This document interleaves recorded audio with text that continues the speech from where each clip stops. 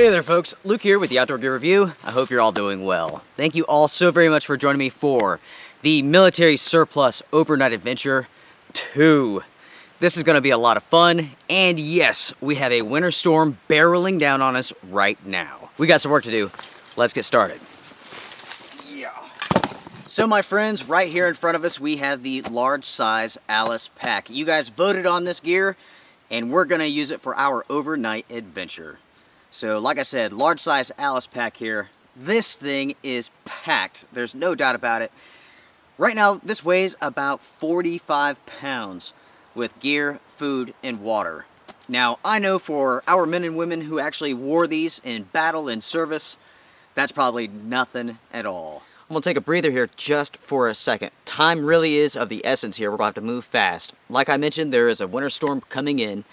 And really, I didn't plan on a winter storm for this trip. Everything just happened to kind of fall into place. I had planned to go on this trip today, and I've been watching this day for about a week now, just kind of monitoring the weather. And originally it started off as rain, then there was a possibility for some snow, and then they said that it's going to snow for a while. It was going to be very light, and then of course this morning I wake up, we're under a winter storm warning for heavy wet snow for the next 3 days. Fantastic, just the way I like it.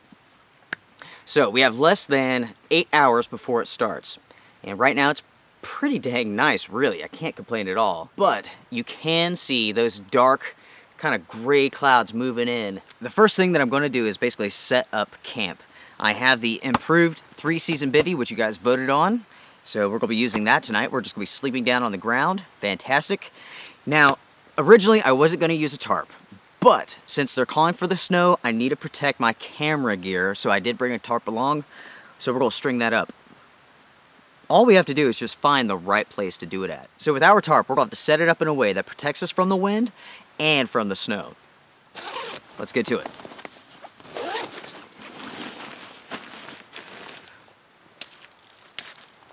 I've been looking around and I have selected my spot. Basically, I am going to connect this tarp to this tree right here, which you can't see, and that one right there.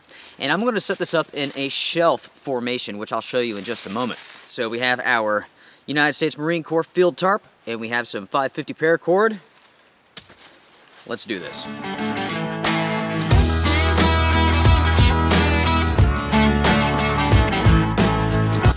Alright, the tarp's been set up. Now it's time to go for our bivvy.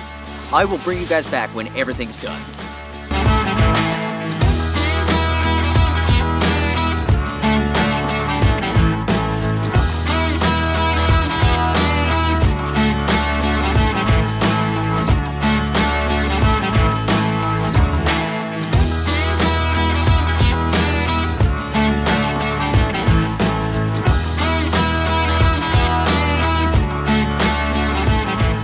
Well, my friends, we are definitely ready for the night. The tarp has been set up, the bivvy's ready, sleeping bag, all that good stuff.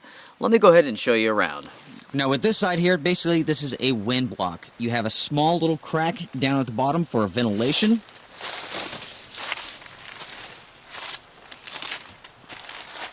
And then you can see here, you have this shelf. This is what they call a shelf tarp setup. Usually you would have one side straight up and down, but because of the rocks, the way of the land here, that is the best that I could do. Certainly I could spend all day long working on this, but I think that's just fine. So here we go. That is our setup for the night. That's where we're going to sleep. Now as you can see here, we have our foam pad, and essentially this is the same thing that is issued to the Marines. This is not military spec, of course, but really there's hardly any difference. We have the intermediate bag from the MSS Modular Sleep System. That'll keep us nice and warm tonight. And then of course we have the bivvy, which is the 3-season improved bivvy. Now when it gets later, I'll scoot this over a little bit. I'll throw my pack down, maybe down by my feet here, and we'll call it a night. Okay. My friends, it sure does feel great to be out this evening. Already it's getting pretty late. The sun's already going down. We have about 45 minutes of good light left. So let's go ahead and get a fire going. And I'm just going to take some bark here and I'm going to knead it up, expose those fibers. And I'm going to use my fire still to get this going.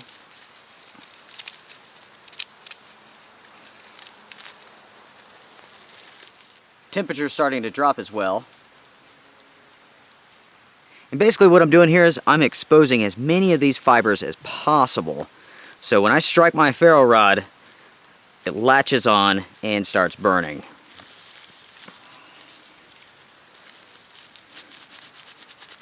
Yes, I could just use a lighter, but it's a little bit more fun practicing some firecraft. I'm going to use the ferro rod, I'm going to strike this up, then I'm going to move it once it's on fire over to the fire pit, and I'm going to bring in the small stuff. Alright, let's go ahead and start.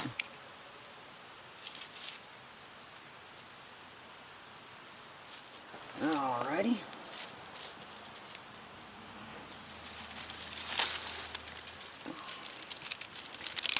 Okay.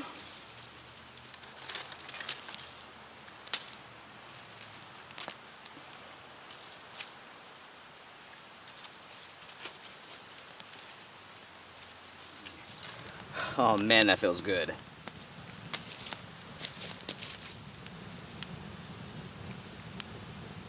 We have a pretty good amount of firewood, but we're going to need more, especially for tomorrow. So while I have some daylight, I'm going to do a little chopping here.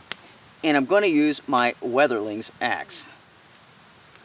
First thing that I'm going to do is take a look at the grain of the wood. Usually it will tell you where to strike so you can get a good split.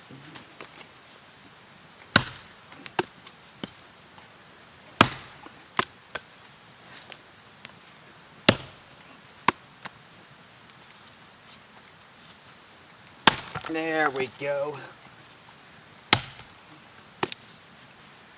Now you can see how I'm using this axe. When I go down to strike, all of my force is going down and down towards the ground. It is not coming towards my legs. On YouTube, you see a lot of people using axes in very unsafe ways.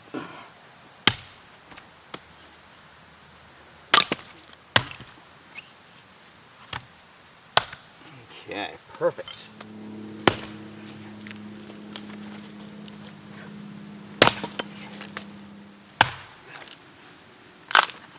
Now usually I don't bring knee pads, so I will use bark and stuff like that to keep my knees dry. You definitely don't want to get your pants wet, especially if it's cold.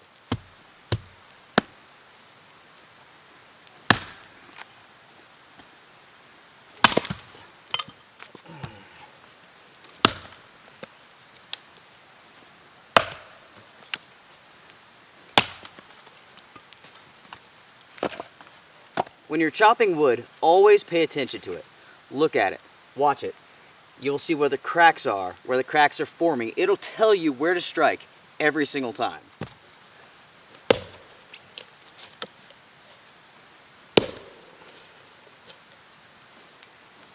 All right.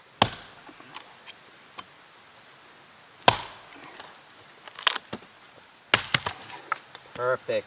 For most people, I do not recommend using an axe. It's extremely dangerous, and if you don't know what you're doing, you can really get hurt. I've had countless viewers send me photos of their knees, and it's not pretty.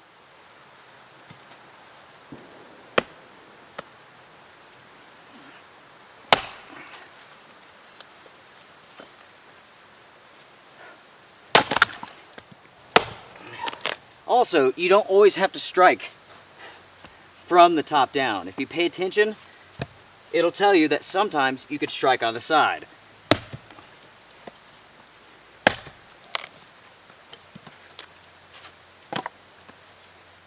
It is just about to get dark, and I need some coffee. No doubt about it. It is coffee time. Now tonight, our mess kit is the Yugoslavian mess kit. I did a preview on this mess kit a long time ago, and actually did a giveaway as well. This is a pretty sweet little kit. In the pack itself, you have a spoon, a knife, can opener, all that stuff. On top, you have a bowl, then a cup, there you go, a canteen, and your cooking pot. Let's go ahead and get this on the fire.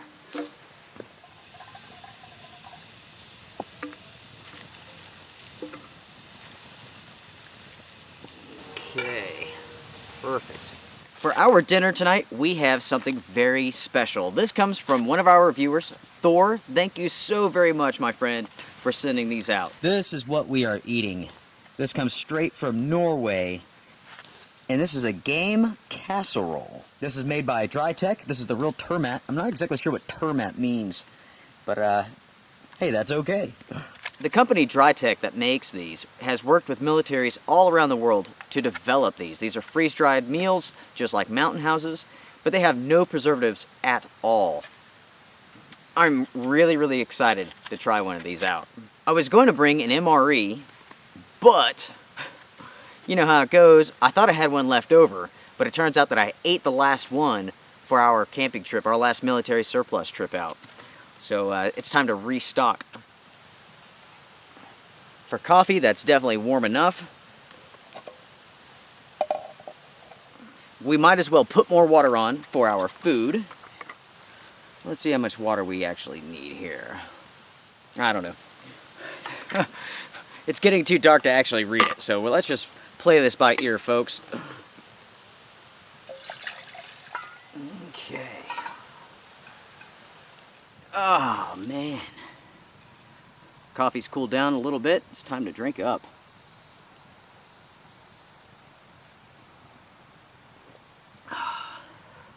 That is perfect. Now, with this being the Military Surplus Overnight Adventure 2, I think it's only right that we talk about military surplus and we talk about war. Now, for me personally, I happen to find World War II to be the most interesting and fascinating of times. It truly was a global conflict. And there's so many things, so many details, so much information that a lot of people just don't know the full scope of what took place. So as we're kicking back, we're drinking our coffee, we're heating up our water here, we're going to discuss some of those things. Sounds like our water is getting pretty close to boiling. I better check on that first. As you can see there, our water is boiling. So let's go ahead and get it in our food. Now, typically, I would use a headlamp for a camp out, but I have so much gear to test out, I'm actually testing out a flashlight. I also have another one that I'm testing out. We'll use it later. This flashlight here is the Phoenix UC35, and this is an awesome flashlight. Oh, yeah. Okay, here we go. Go ahead and stir this up, too. And my goodness, does that smell awesome. Again, Thor, thank you so very much for sending these to me. This gentleman sent me an entire case from Norway. Thank you so much. Now we need to seal this up for about 5 minutes. Oh man, that is phenomenal. Wow, dang, all right.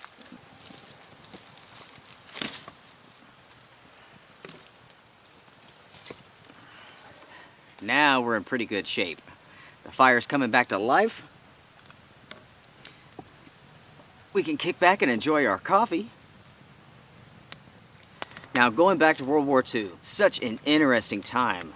It really is. Everything that took place, it's so vast that it's impossible to know all the details. One thing that I find very, very interesting is that the Japanese developed what they call warship balloons. And basically, they're like a rubberized silk balloon, and they launched 9,000 of these towards the United States. 1,000 of them actually hit their targets.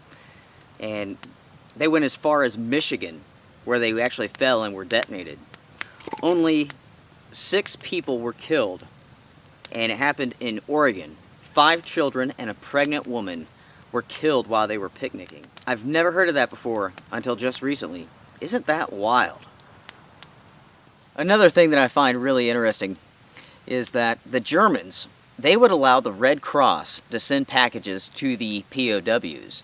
And oftentimes, in those packages would be board games, such as Monopoly. But it's not just any game of Monopoly. Buried inside of the boxes, in with the Monopoly money, was actual German money, French money, and so on, along with files and stuff like this. Basically, those Monopoly games assisted over 1,000 POWs to escape. Isn't that something? Now, on Facebook, I posted a picture of our fire here, heating up some water, and I asked you guys, do you have any questions? And so far, we have 24 questions. So let's see if we can address some of these for you. Mark says there's nothing like coffee in the outdoors, and brother, you are right. Scott wants to know, when am I going to take a hammock and make it into a tent and camp out in it? I need to do that for you guys so you guys could see how to set that up.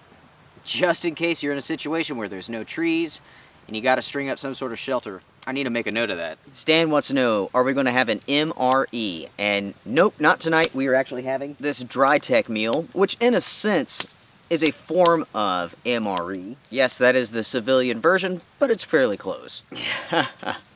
Ed wants to know, is it Folgers or is it Taster's Nasty? Taster's Nasty, my friend. You know how I roll. Carlo wants to know, in the wintertime, which water bottle do you recommend so that the water doesn't freeze?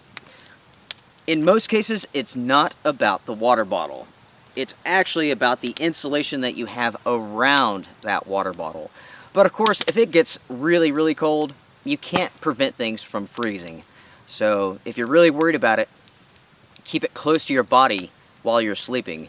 That will help a whole lot. Now, since this is a military surplus overnight adventure, we'll use a canteen as an example. You can get insulated canteen covers, which will help. The easiest thing to freeze is a hydration bladder. Basically, it'll freeze up the tube all the way down into the bladder itself. Of course, if you discover that your water bottle is frozen, you can just set it close to your fire and let it start thawing out.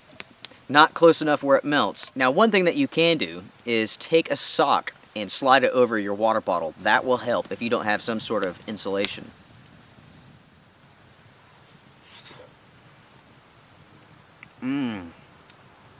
Oh, man. Oh, my God. That just may be the best camping meal I've ever had. It is delicious. Man, the flavors, it tastes natural. I wonder what exactly is in it. Okay. This has potatoes, reindeer meat, onions, carrots, cream, rapeseed oil, flour, mushrooms, game stock, tomato puree, cranberry, sea salt, rosemary extract, and seasoning. No trans fats. Let me show you what this looks like. Maybe you can see that there. Oh my gosh.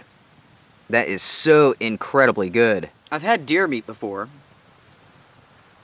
but I can't say that I've ever eaten a reindeer. That's what it actually says on the package, reindeer meat.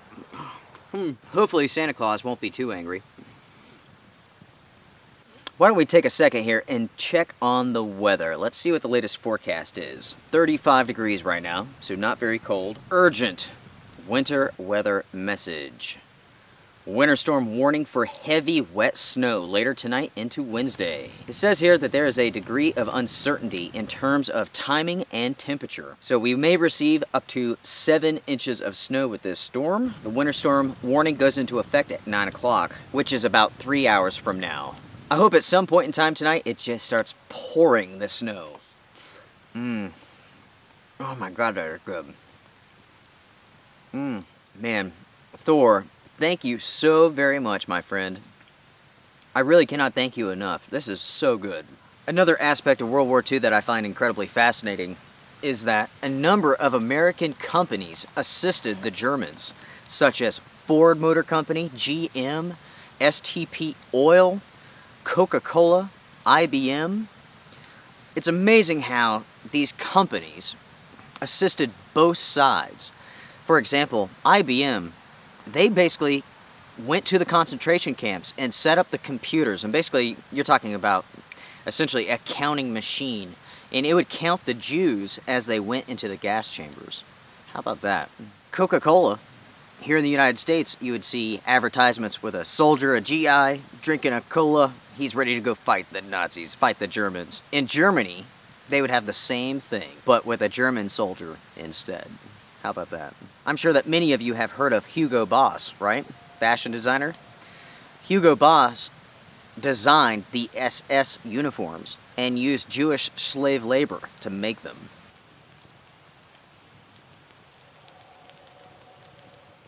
Now, one thing that I forgot to mention is the knife that I'm using. This is the Gerber LMF2. This is not really a bushcraft knife. This is more of a combat survival knife. And it is definitely a beauty. Done a little bit of work here. I took off the finish off the blade, which I like quite a bit better.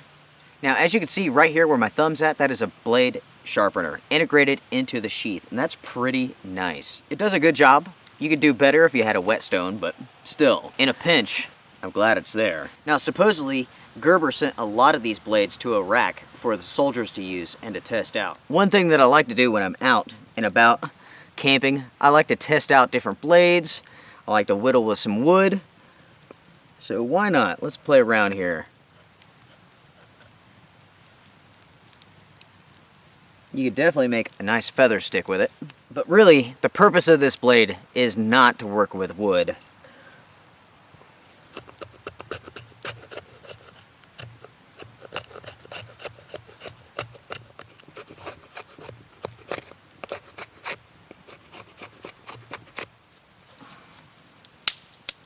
There we go.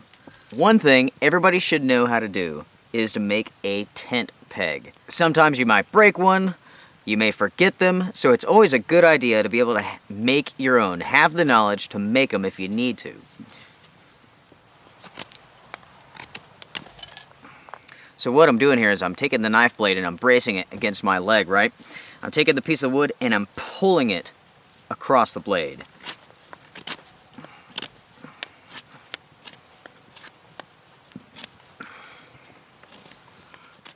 Okay.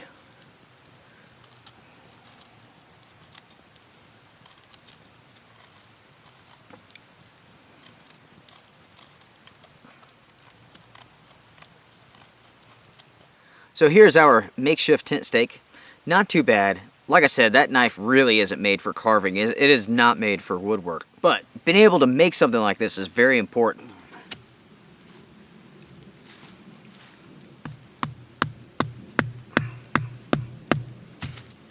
Solid. And it takes no time at all to make something like this. Chris wants to know, how do you like your 4Runner compared to the Titan? He's thinking about making a change. My friend, I absolutely love the 4Runner. It's a 2003, has 148,000 miles on it, and it feels so incredibly solid. It feels like it will run forever. Now, back in 2000, I bought a Tacoma, and I love that truck, and I really put it through hell. I beat the crap out of it. I took it four-wheeling all the time, and that truck just kept on going. Never a single problem. Sadly, the frame of the Toyota completely rusted out. It was a defect, but Toyota didn't leave me stranded there. They bought that truck back for a ridiculous amount, and that's when I went and bought my Titan. I liked the Titan, but I never had that feeling like it was going to last. I didn't feel like I could really run and gun it. Not that I do that stuff anymore, but I don't know, it just didn't feel as solid as the Toyota. So I have to say that Toyota has always treated me right. Nissan, on the other hand, has always been a battle, been a struggle. It was a good change. I love the 4Runner. Also, I'm getting so much better gas mileage. You cannot believe how much better the gas mileage is. The Titan, I was getting about 10, 11 miles to the gallon. With my 4Runner, I'm getting about 19, and it has a V8 in it. So that's a substantial difference. I got a private message here on Facebook, and it says, I think you should kill a deer and sleep inside of it next. I think that's what the Indians did. Once. I think that might have been Bear Grylls, right? John wants to know, what is the coldest temperature that I've ever camped in? -10, right around that, -10, 12, something or other. At that point, it starts getting pretty darn cold. I don't know about you all, but my body doesn't function right when it's that cold. Joe wants to know, have I ever thought about through hiking the Mountain to Sea Trail? And I have thought about it a great deal. I would absolutely love to. Sadly, through hiking the Mountain to Sea Trail is almost impossible because there's no designated camping spaces along the way, and it's actually illegal to camp in most places along the Mountain to Sea Trail. That is a big issue that many people face. A lot of people have that problem. I've heard of people stealth camping the entire thing. I've heard about people getting busted by park rangers and so on. Let's see, we have a question here. Have I ever thought about having a meetup with fans and doing guided classes, maybe a camp out? A couple times a year, I'd love to have people join me, sit around a campfire, talk life, talk gear, talk everything. It doesn't matter. That would be a lot of fun. Actually, right now, I am looking for a large piece of land to do that on. This week alone, I've looked at a couple pieces of property, and yes, it's going to be a pretty good size investment, but it's worth it. Now, right here, this is family land, and I love it, but most of it is just straight up a mountain, so there's really only a few places really that are usable flat land. So what I'm looking for is something higher up on top of the mountains that has some pretty good pastures, open clearings, stuff like that. So yeah, hopefully sometime next year we can make that a possibility. Brandon has a question here that I do not understand at all. Do you are Robert? I don't know.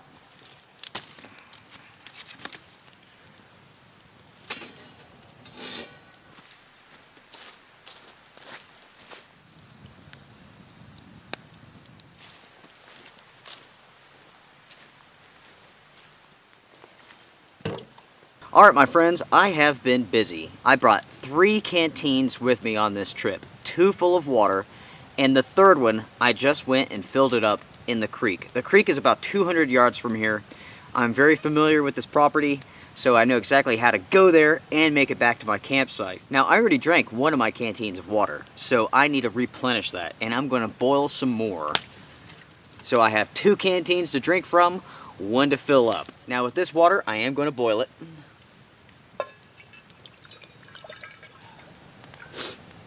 It's got a little bit of dirt in it, a little bit of sediment, but that's what makes you stronger.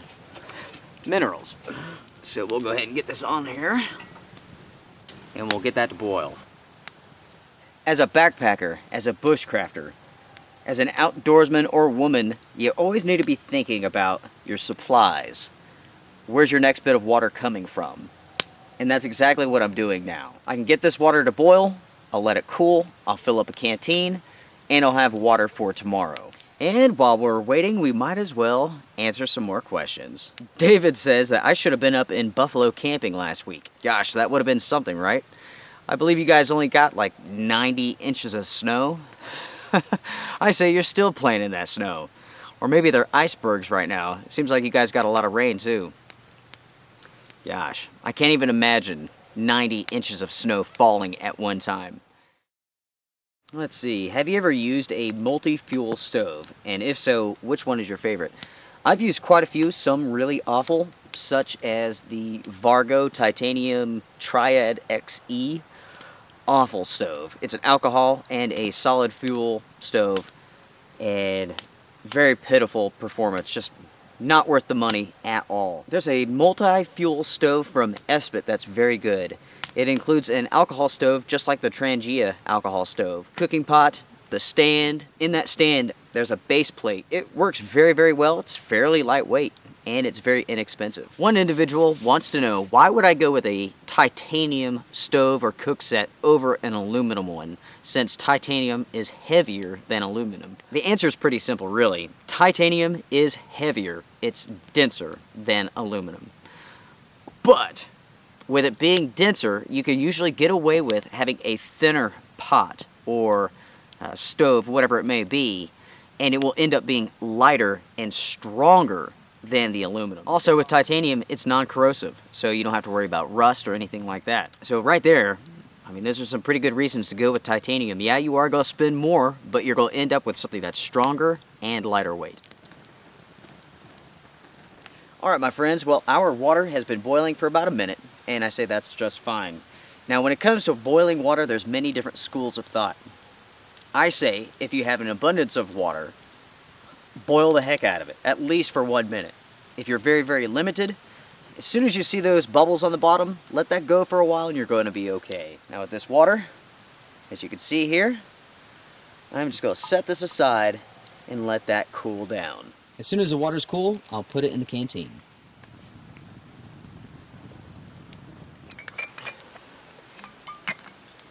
This water has cooled off enough. It's still pretty hot. But since I have this aluminum canteen, I can fill it full of this warm water, and then I can kind of use this as a heating bottle inside of my sleeping bag, keep me warm for a couple of hours.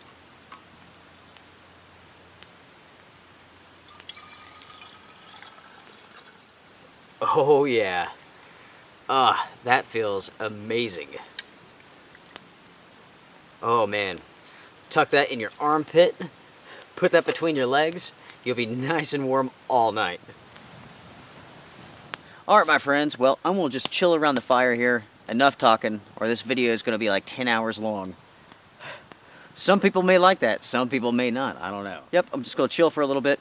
I'll bring you guys back when we hop in the bivvy. Then we'll wait for our winter storm.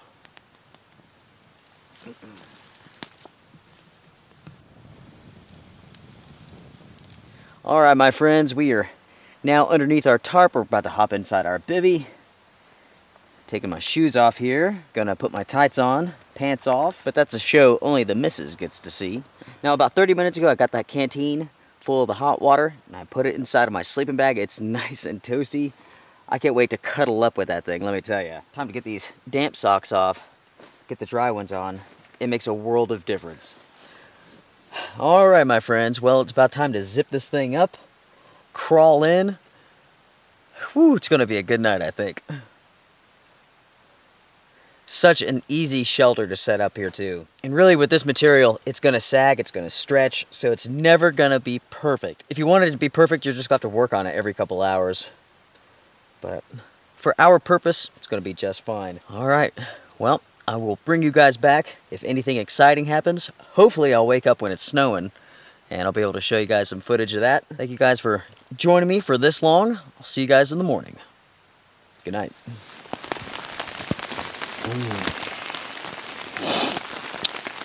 Well, good morning folks. It is a little bit after 5 o'clock in the morning and it has been pouring the rain all night long. It has not stopped. It has not turned over to snow like I had hoped, like they had forecasted. Maybe it will, I don't know, but it's just been pouring all night long. It's definitely pretty chilly. It's probably about 34, 33. So it's great for sleeping, but we'll see how it is when the sun comes up. Oh, man.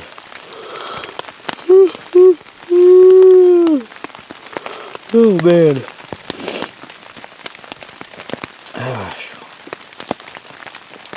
Everything's really damp. As you can imagine, it's damp. Everything's really damp. Except for where I'm sleeping. This is the only dry spot in this entire forest. This bivvy's doing a fantastic job. I've kind of scooted down underneath this tarp just a little bit more.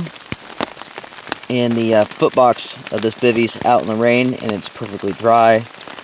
So, yeah, it's great. Also, it's probably adding maybe, I don't know, a couple degrees of warmth to my sleeping bag as well, which is nice. Alright, well, I'll just let you guys listen to the rain.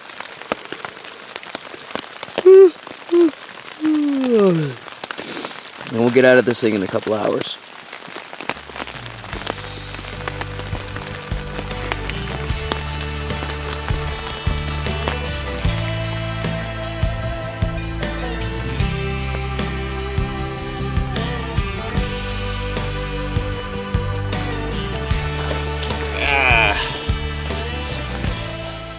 Good morning, my friends. It is about 9 o'clock right now, and as you can see, it is snowing. It's fairly heavy. It's really, really wet. Very, very wet snow.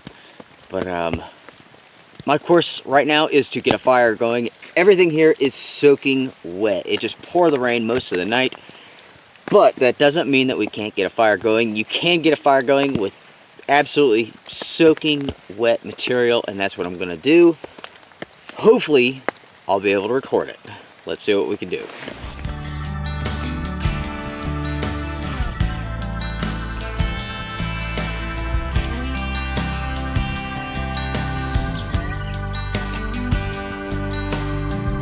This material here is super wet, covered in ice, but we could still use it to get our fire going.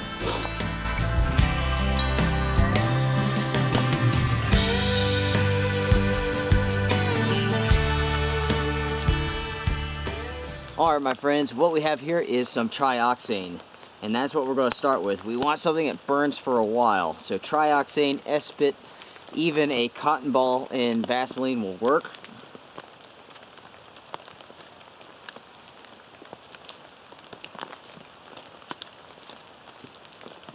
Since the ground is wet, I'm just going to leave it in its package.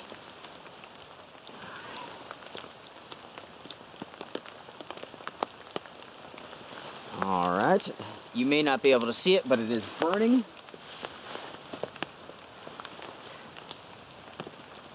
Now I'm going to lay these things over the fire, not right on top of it, but over it.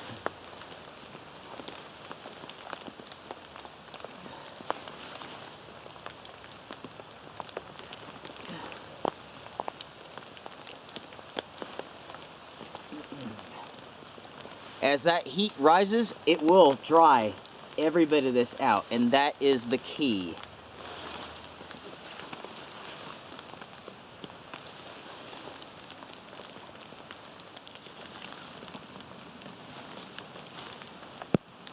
Alright, the fire's underway, smoking away, all that moisture is burning out of the wood. And you may be wondering, what am I wearing? This is a German snow poncho.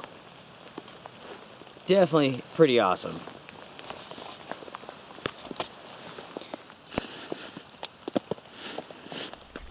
So as you can see here, the fire is now burning away.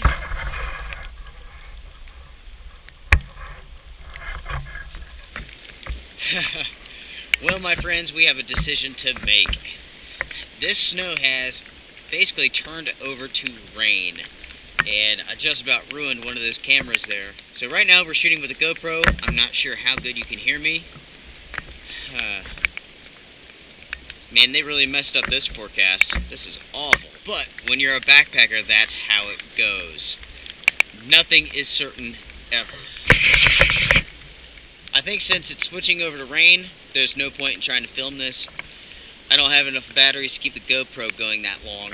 With it raining, I think it's time to wrap this up and call it a day. We've done our best.